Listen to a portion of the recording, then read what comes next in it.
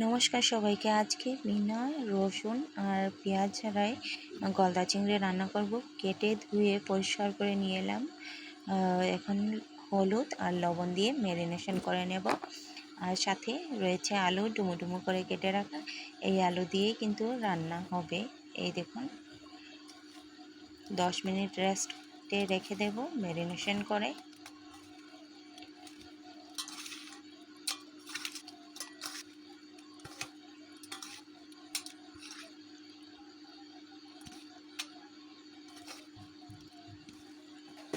আর এদিকে কড়াইয়ে তেল গরম হয়েছে, তো দিয়ে দিলাম এক এক করে মাছগুলিকে সুন্দর করে ভেজে নেব। দেখুন, ভেজে নিয়েছি। এখন সবকটাই আমার মাছ ভাজা হয়ে গেছে। তো ডুমো ডুমো করে কেটে রাখা আলুগুলি লাল লাল করে ভেজে নেব সামান্য হলুদ আর লবণ দিয়ে।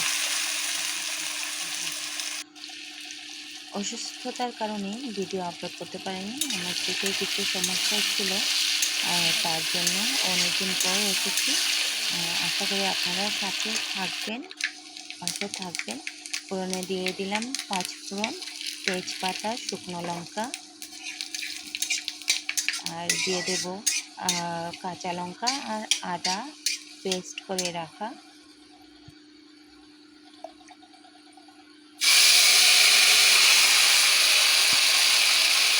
এই আদা আর কাঁচা লঙ্কা বাটা সুন্দর করে ভেজে নেব যাতে কাঁচা গন্ধ চলে যায়।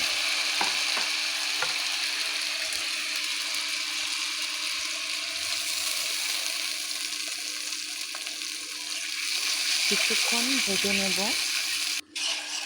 এই দেখুন, তেল ছেড়ে দিয়েছে, সুন্দর করে ভেজে নিয়েছি। এখন দিয়ে দেব গুলিয়ে রাখা হলুদ গুঁড়ো, লবণ আর জিরে গুঁড়ো, ধনে গুঁড়ো, লঙ্কা গুঁড়ো একসাথে দিয়ে কিন্তু আমি ভেজে নিয়ে নেব সুন্দর করে। আর মশলাটাকে 10 মিনিটের জন্য আমি ঢেকে অল্প আঁচে রেখে দেবো। এই দেখুন, আমার মশলার রং খুব সুন্দর রং চলে এসেছে, তাতে তেলও ছেড়ে দিয়েছে। এখন ভেজে রাখা আলুগুলিকে দিয়ে দেব, দিয়ে সুন্দর করে ভেজে নেব।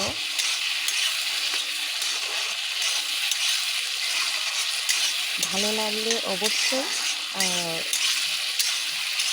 সাবস্ক্রাইব করে যাবেন, একটা লাইক আর একটা কমেন্ট করে যাবেন।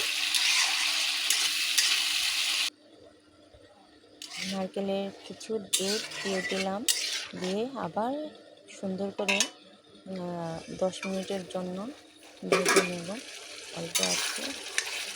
আমি একটু হাই ফ্লেম করে নিয়েছি। সামান্য গরম মশলা দিয়ে দিয়েছি,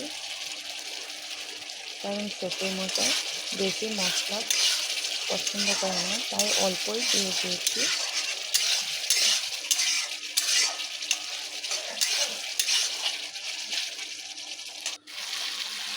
আমার মশলা কষানো হয়ে গিয়েছে, এখন নারকেলের দুধ দিয়ে দেব।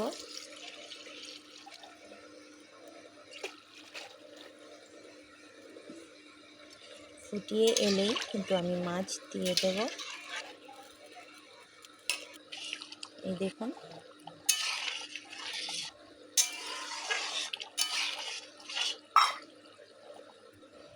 আর এখানে আমি কলার থুর ভর্তা করব। এখানে শীতল কাটা বেছে রেখে দিয়েছি, আর এক পিস মাছও ছিল, ওটাকেও আমি কাটা বেছে নিয়েছি। আর এখানে স্বাদ মতো লবণ দিয়ে ভর্তাটা বানাবো। গ্লাস দিয়ে চটকে নেব মরিচ, শীতল আর মাঝখানে। এই দেখুন আমার রেসিপি আজকে ভর্তা, বড়া আর মাছ। তো কেমন হয়েছে জানাবেন অবশ্যই।